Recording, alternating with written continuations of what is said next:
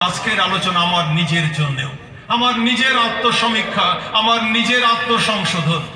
ডিপিঅক্সের কাজ আমি নিষ্ঠার সঙ্গে করে উঠতে পারি না ব্যক্তিগত কর্মব্যস্ততায়, কিন্তু যখন দেওঘরে যাব ভাবি কনফারেন্স সামনে, হয়তো আচার্যদেব আমাকে জিজ্ঞাসা করবেন না ডেকে ডিপিঅক্সের কাজ কেমন হচ্ছে, কিন্তু আমি তার সামনে গেলে অনুভব করতে পারি একটা নীরব জিজ্ঞাসা যেন জেগে আছে তার চারপাশে। ডিপিঅক্সের কাজ করছেন তো কেমন হচ্ছে, সেই নীরব জিজ্ঞাসার নীরব উত্তর আমার বিবেক থেকে দিতে হয়। তাই সেই বিবেকের দংশন থেকে একবার কনফারেন্সের আগে যে দেওঘরে তো কনফারেন্সে যাব, আচার্যদেবকে প্রণাম করব, তিনি হয়তো বলবেন না, কিন্তু সেই নীরব জিজ্ঞাসা তো আমাকে উত্তর করতে হবে। তাই যাই, ডিপিঅক্সের কাজ করতে যাব আজকে।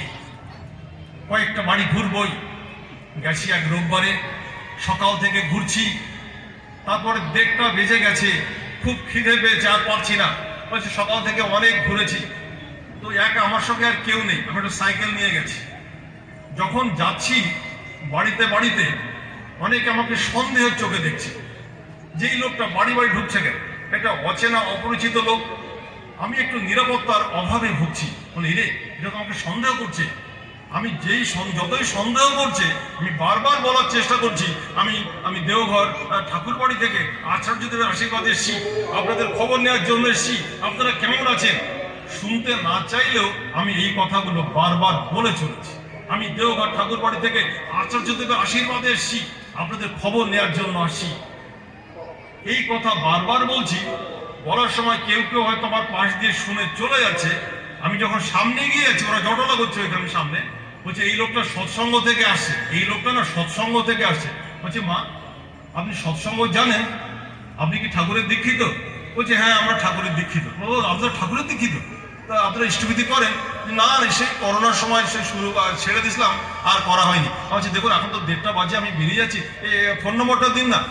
ফোন নম্বর দিল, পরে যোগাযোগ করে আসবো বলে। তারপরে আমি ঠিক করেছি চলে, আর পারছি না। চলে আসছে সাইকেলটা নিয়ে, হঠাৎ দেখছি 1:30টার সময় একটা বাড়ি থেকে গানের সুর ভেসে আসছে। কি হয়, যেতে যেতে খিদে চলে যাচ্ছি, গানের সুরটা একটু চেনা চেনা লাগছে।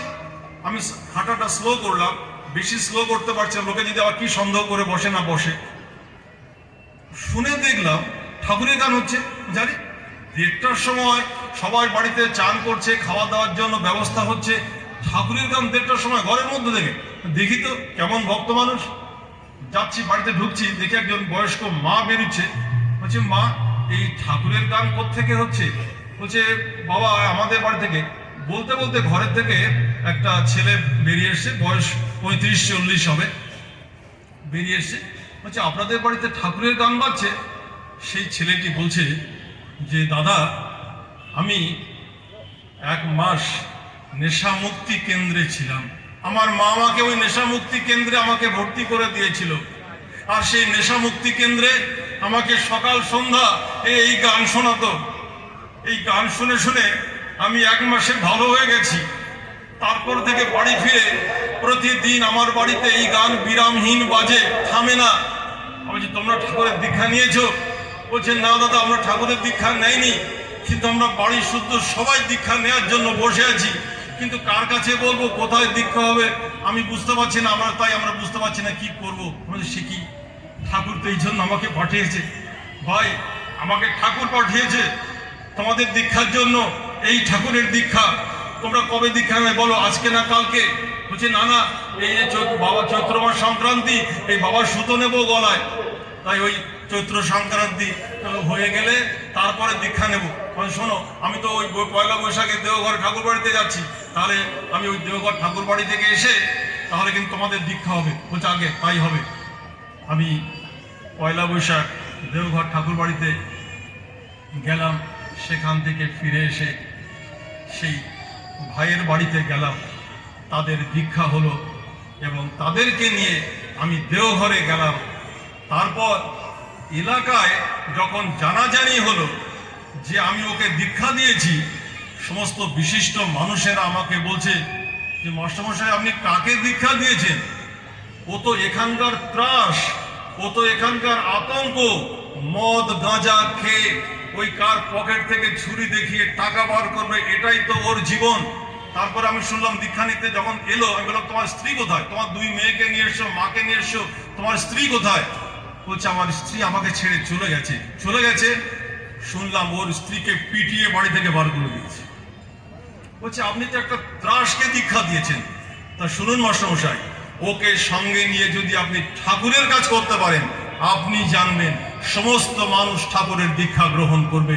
ওকে যদি পথে ফেরাতে পেরেছেন, আপনি বিশ্ববাসীকেও পথে ফেরাতে পারবেন মাস্টারমশাই।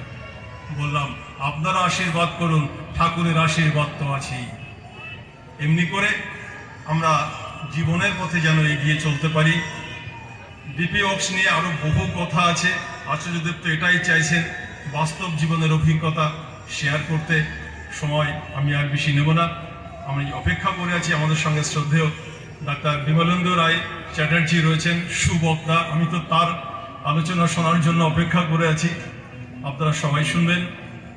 আপনাদের সকলের মঙ্গল প্রার্থনা করে আমি এখানে শেষ করলাম। জয় গুরু, বন্দে পুরুষোত্তম।